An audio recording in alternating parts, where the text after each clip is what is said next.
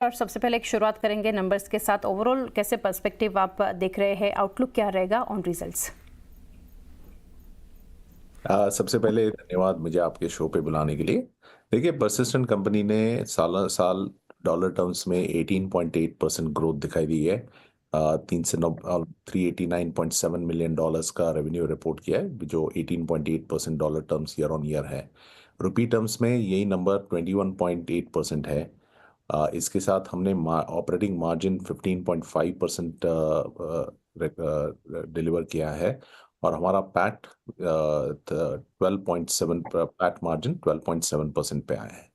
अगर आप ये एबिट मार्जिन और हमारी पैट की ग्रोथ देखेंगे तो वो ऑलमोस्ट 38.7% है।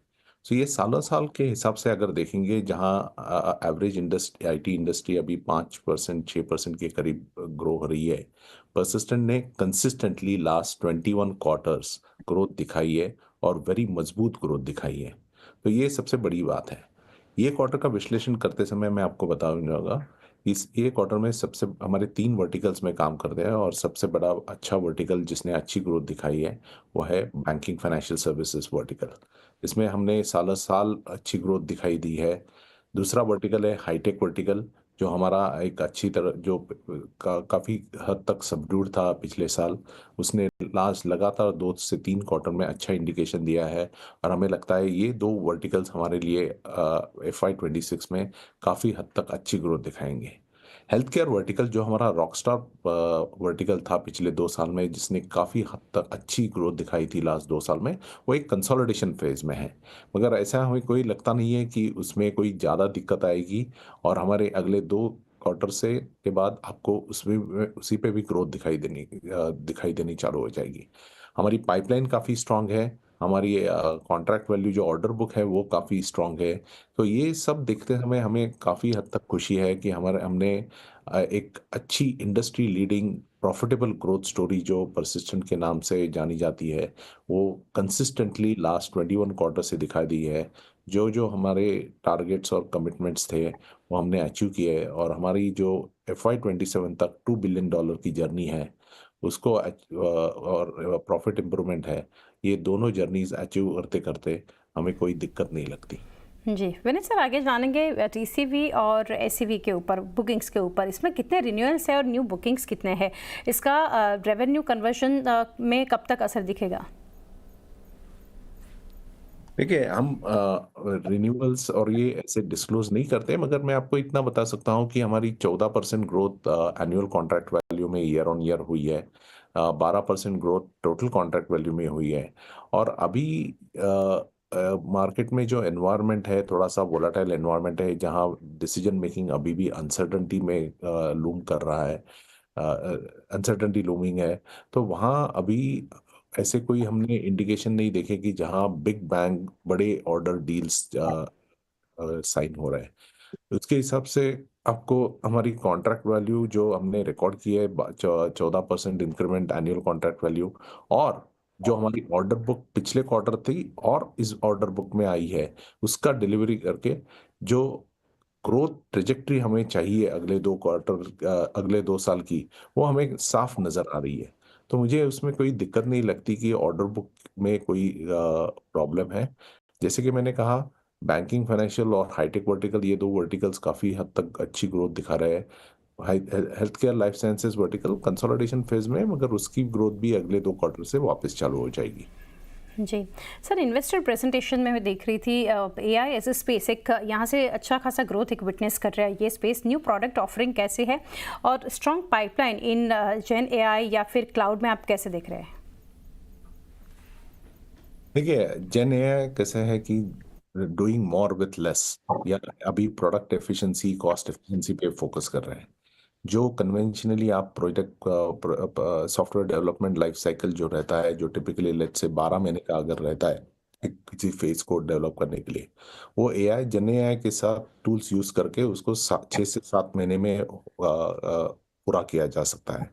तो हम कस्टमर्स को हमारे एवरी एवरी प्रपोजल में हम उनको बोलते हैं कि ये हमारे टूल्स यूज करके ही हम ये प्रोडक्टिविटी बेनिफिट्स लेके आपको वैसे भी बेनिफिट दे रहे हैं, जो कस्टमर्स को काफी हद तक पसंद आ रहा है।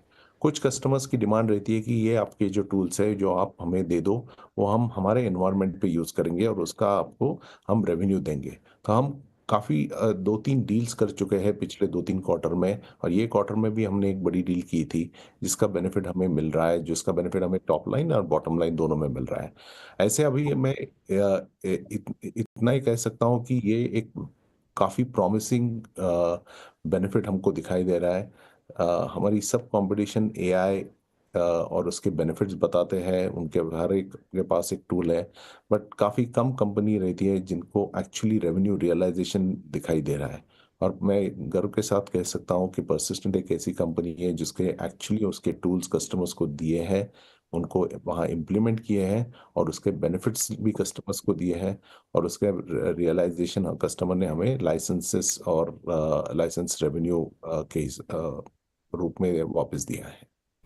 जी Vineet sir, couple of point lastly जानना चाहूँगी। एक तो कंपनी के यहाँ से कुछ प्लानिंग है strategic acquisition to support platform led growth, और साथ ही कुछ expansion plan in newer geographies? जी बिल्कुल, देखिए हमारे आज 80% ऑफ करीब 80% ऑफ हमारा रेवेन्यू नॉर्थ अमेरिकन मार्केट से आता है, जहाँ काफ़ी हद तक हमारी अच्छी पोजीशनिंग है और ग्रोथ भी हो रही है।